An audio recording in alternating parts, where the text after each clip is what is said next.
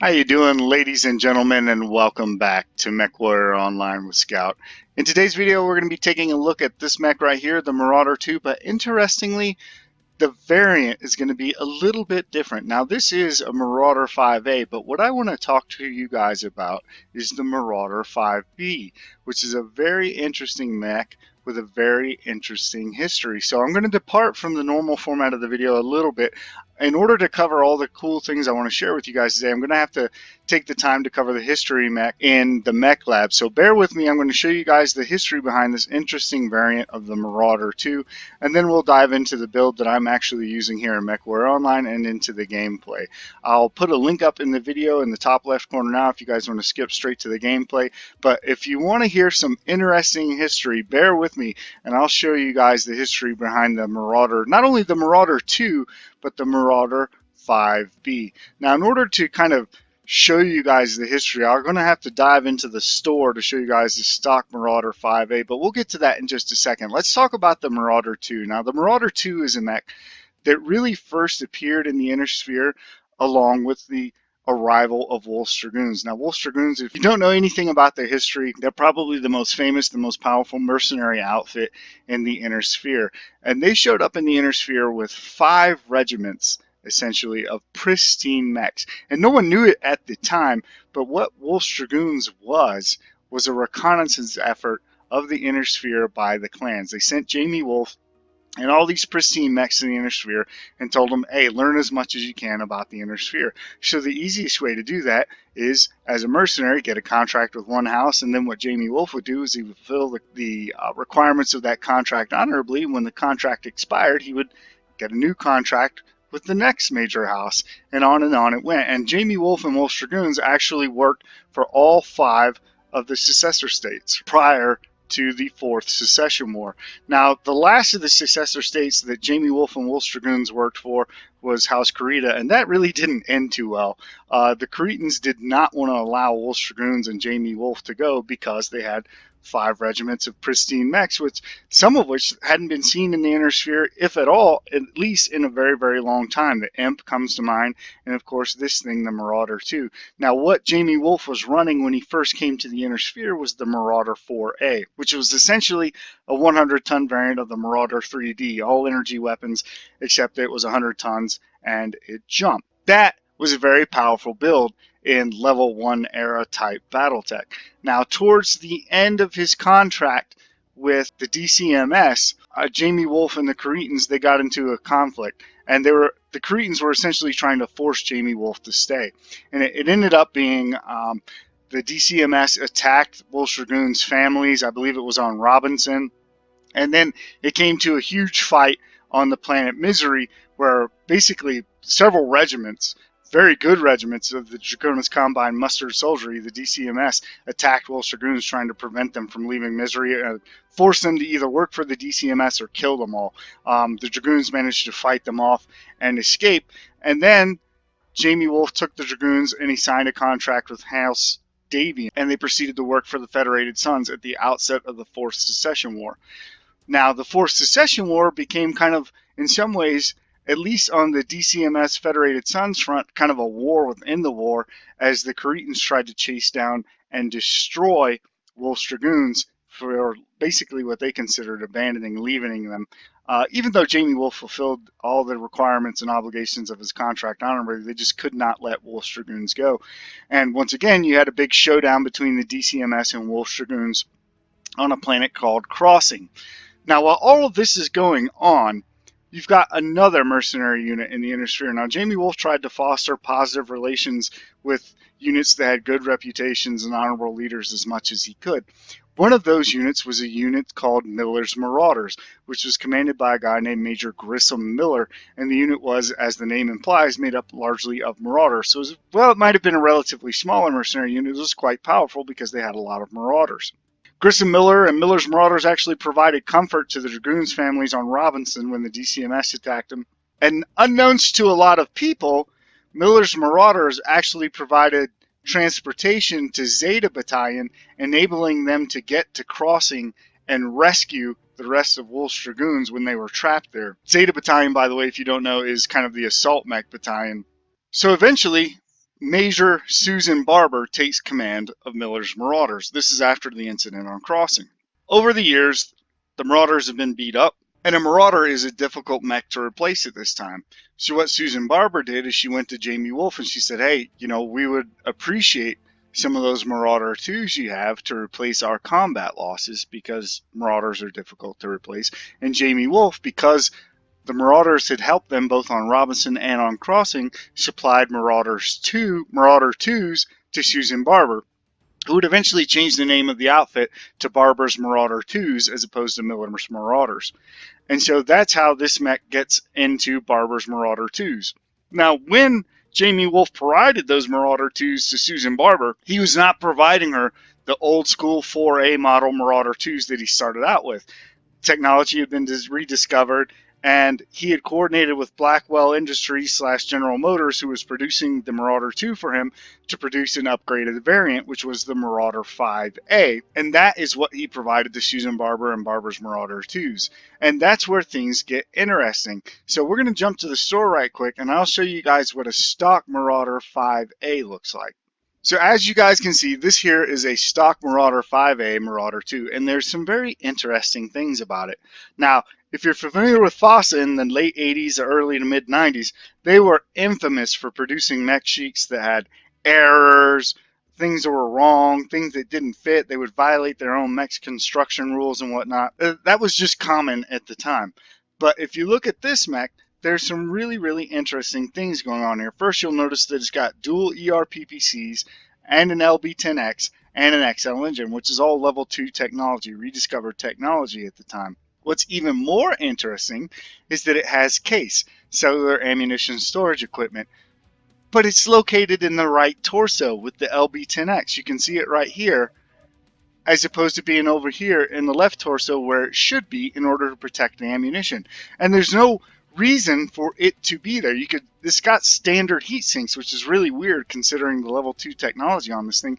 You could easily swap the case where a standard heat sink in the left torso is, put that standard heat sink from the left torso into the right torso, but this is the mech sheet that was published. And then if you go to the 3050 TRO, right, because you might assume that this is just a print error, no, the 3050 TRO clearly says, quote, interestingly, the right torso section comes with a case configuration, even though no ammo is stored there. This has led many to speculate that some projectile weapon field kit variant is contemplated, end quote. So the speculation at the time, when this was all new to us and we were just getting these books and just getting these record sheets, was that a different configuration of weapons was planned for this mech, and probably something went wrong or something like that's the fluff behind it, and so this is what they pushed out in order to field an improved mech. But this was not the end-all be-all of what the new Marauder, the 5 Series Marauder 2, was meant to be. And if you go with the fact that it has a ballistic hardpoint in the right torso along with case that's very clearly wedded to that torso and that ballistic hardpoint, it doesn't take a great leap to figure out maybe what this was intended or what the upgrade would be when they worked out whatever difficulty they were having. So if you were to go to double heat sinks, which would be real easy at the time, right? Pull off the LB10X, pull out the LB10X ammo, you've now got 67 tons of mech. You have 33 tons to play with. So you can very easily go back to a standard engine, say, and then you could plop one of these in there, and then you could plop, oh, I don't know, put some of that in there. Whoops, we just lost the weapon.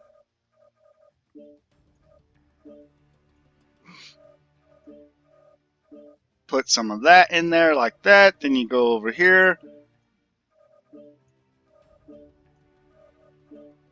like so. And if it'll drop in there, there we go. Like so. And you can see what you get is a 100-ton mech with dual ERPPCs, a Gauss rifle, jump jets, and no XL engine if you didn't want it. And that is a lot more lethal than the 5A that FASA published. And this is what a lot of people for a long time thought that the Marauder 5 series Marauder II should have been. Now, interestingly, to my knowledge, FASA never published a record sheet for this, which was kind of called the Marauder 5B Marauder II. However, at the time, we had several other agencies that were also publishing mech sheets that were approved for BattleTech play, MechForce North America, MechForce UK, and they did actually publish a record sheet for the Marauder 5B that looks something like this. I don't recall what it is, and of course those official actual record sheets are hard to get a hold of. But if you check out Sarna and everything, they'll tell you this is actually a variant. It was eventually released. So that is the history behind the Marauder 5B. It was what the 5A was always intended to be if something hadn't gone wrong in production and they hadn't been forced to release it as it was with 2 PPCs and LB10X and single heat sinks. So with all that in mind, that's how I built my version of the Marauder 5A here in MechWarrior Online. I designed it from the ground up to be a Marauder 5B. So if we jump into the mechlab right quick, you can see here I've done pretty much the same thing. Now what I did is I replaced my XL 300 with a light 300, and what that did is that saved me enough tonnage to get some additional heat sinks on this mech, 2 more than what I showed you while we were playing around in the mech lab, and it also allowed me the tonnage left over to pick up 2 additional heat sinks because we have 2 more energy hardpoints here in MechWarrior Online. So I've got 2 ER PPCs, 4 medium lasers, and a Gauss rifle along with a light 300. And this is a really, really great build for mid to long range combat. You don't want to fight up close, although because you have ER PPCs instead of standard PPCs, you can. And I think this is a really, really interesting build. So let's dive into the skill tree. I'll show you guys what I've done with the skills, and then we'll get on to the gameplay. So as you can see here, I've still chosen to focus on firepower, but not the focus that I usually put for my builds. I wasn't so much concerned with laser duration. What I was really concerned with was the Gauss rifle charge perks, and then picking as much heat generation and velocity as I could for my PPCs and my Gauss rifle, and that's what I focused on here in the firepower tree. In the survival tree, I went down the left side focusing on armor hardening as much as I could, and that's simply because while I did design this as a kind of a middle line 100-ton mech, you are in a 100-ton mech eventually going to have to come up and take some hits for your team. So I wanted to have the perks in the armor that would enable me to do that, and then fall back to the second line or the middle of the fight and pick up my mid to long range shooting as I needed. Now, I did not put any points into mobility or jump jets, but I did put 20 points into operations, and that's because I wanted full cool run and full heat containment to kind of mitigate the heat of the dual ER PPCs as well as the 4 medium lasers. And also, you know, ghost heat, tied, ER PPCs, Gauss rifle. I'm not even going to get into that. It makes me nauseous to talk about it. But that's why I went for full heat full heat containment and full cool run.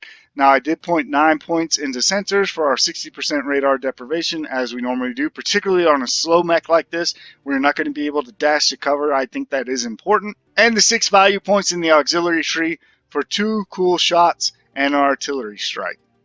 And that's the skill build for this Marauder 5B.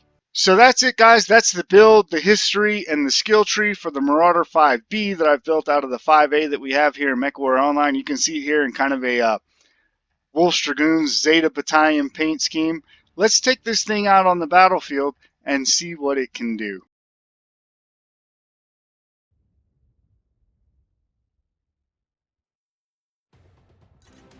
Reactor online. Sensors online. Weapons online. All systems nominal. Ooh, Hibernal Rift, new map.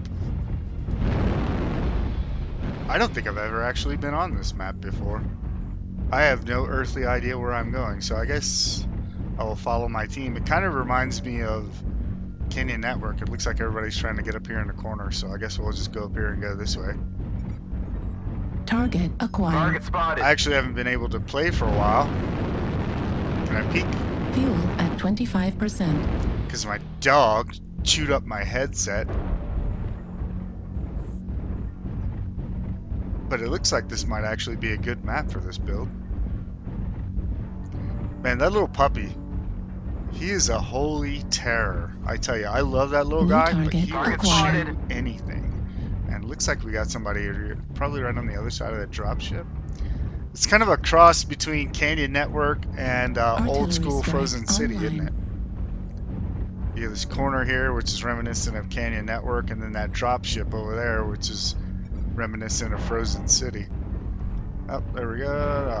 Oh, is he behind the fan or behind that Target hill? spotted. Oh, this New guy's target behind neither. acquired. Ah, missed him. Target spotted. How did that miss?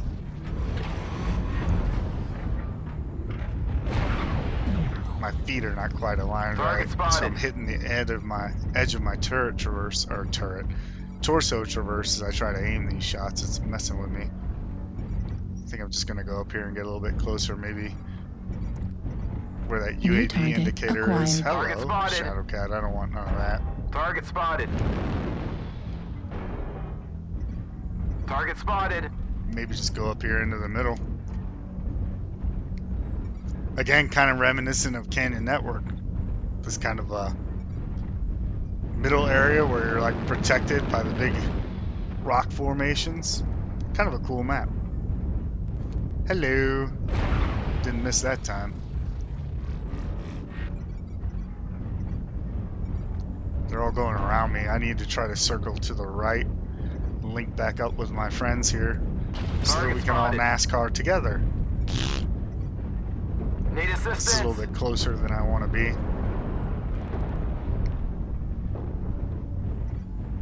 Oh, come on, guys. Artillery Turn strike left. Let's online. go. Target spotted. Oh, hello. Need What are New you? assistance. target Ooh, a black knight. acquired. Target spotted. In like that. Come on, peek back out again. Hurry up before your friends circle around behind me. Eh, here they come. I see them on the minimap. Might have to drop. Target spotted. Oh! I dropped and hit him in the leg. Target destroyed. Yeah, I knew you were coming. I saw you. Take that. And that. Target Target spotted. acquired. Oh, this T-Bolt has made Heat level critical. coolant flush. He has made a gross error. Target destroyed. No! I wanted that kill.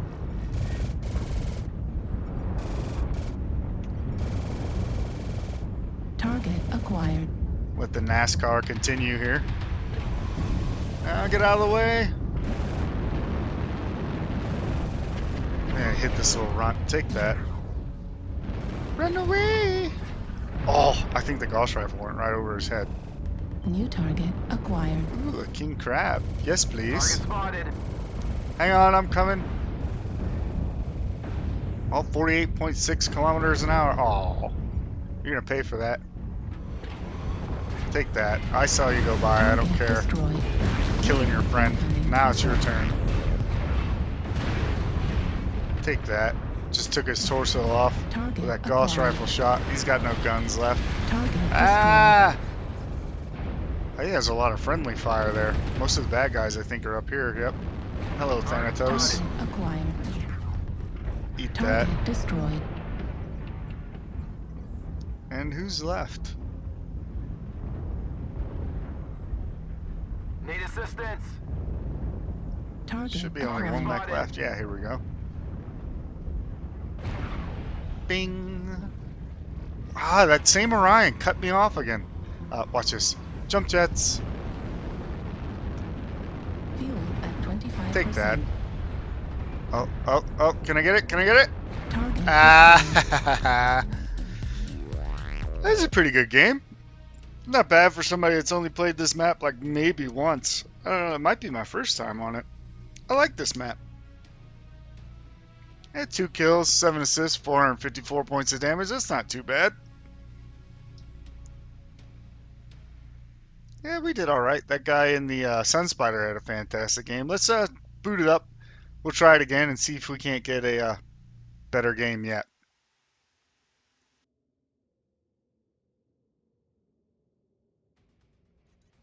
Reactor online. Sensors online. Weapons online.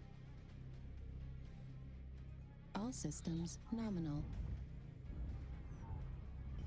Be still my beating heart. Old school Frozen City. I like that they brought the old maps back. They needed more variety and bigger maps, but I didn't want them to do away with the old maps, if that makes sense. Like I really liked the old maps, so it's nice to see them coming back, and I hope I get to play on more of them. Now, used to be you had to be very careful of that gap right there, the old C3 push. Obviously, you've got the tunnel. People used to run the tunnel, but that was not very successful. Excuse me. Usually, anyway, because it took you too long to get through. But if you could convince your team to just run straight over the C3 gap, like you see that guy's getting shot at already, you could often catch the guys on my side, this side here. We're going to tell everybody. You could catch them while they were trying to come around the end of the dropship off to the right, and basically you'd be, they would be all up in our left flank. And you can see those guys are covered by ECM now, so now I'm really concerned that they might actually push that C3 gap. Target acquired. So I'm going to park my big fat mech right here. Oh.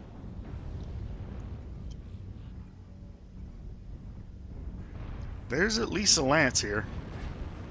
Did that miss? I don't think I want to peek up over that. I'm too slow. I wouldn't be able to back off fast enough to take a lot of damage. You can also shoot through here sometimes. That went through, but we didn't hit him. And guys would even go up in there and turn right and kind of hide. Looks like they're mostly right here. Let's see if we can take this UAV down. There we go. None of that. Oh, there's somebody on our left. New target It's a heavy acquired. mech. I'm going to go over here because if one heavy mech came through, odds are somebody came with him through the tunnel. So I don't think he's alone. If it had just been a light or a medium, that might be somebody running around on their own, particularly if it's a fast medium. But a heavy over here indicates to me that he might not be alone. So I don't want him to sit over here and get free shots at us. But I don't want... Looks like there's a assault mech coming with me. That's not great. I kind of would New target like a acquired. medium over here with me just in case he's not alone. I don't want too many people coming over here, but as I say that, watch, it'll be a whole lance over here. So Evan Jag, hi. That drive-by turned out worse for him than for me, I suspect.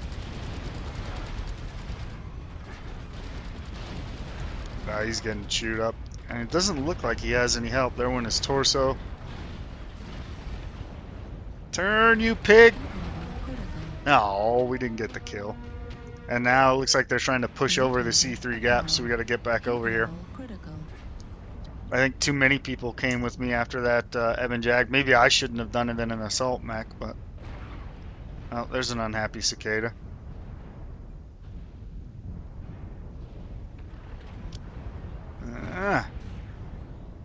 Gauss rifle. Got him. New target Ooh, hello, acquired. Mr. Atlas. Warning, incoming missile. No, no missile. Thank you. Oh, it hit me anyway. Warning, incoming missile. Ow, stop it. Missed that guy in the distance there. Threaded the Gauss rifle shot. Let's try to... Well, who's here? Go away, cicada. Hit level critical. Haha, I have arms. Alright, we'll let him chase the cicada away. Let's continue turning left. We got... Yep, that's what I was afraid of. Atlas. Alright. New Looks like target it's me and you. Mano a mano. Assault mech versus assault mech. level critical. I'm gonna take off his right torso. Oh! The bounce through that Gauss rifle shot off, but his torso's almost gone. And there goes the scariest bit of his firepower, and he's got LRMs, so Critical. he's not gonna win this fight. If he had SRMs, he might have taken me, but not like that. Hit level Go away. critical. Left torso. I think that was another Marauder II. I'm not sure what Torso this is. Looks like a critical clan mech. Center torso critical. Yep, Masakari. Oh! I thought I could get away with that. Right Oh, there went my Gauss rifle. MWO Damn it. destroyed. He's beat up ERPPC too. destroyed. Maybe? Me- No. But we did hold out long enough that I think our team can finish him off. Get him, boys. He wasn't as beat up as I thought. I must have been targeting the wrong Target mech. destroyed. But nonetheless, I feel like we did our job.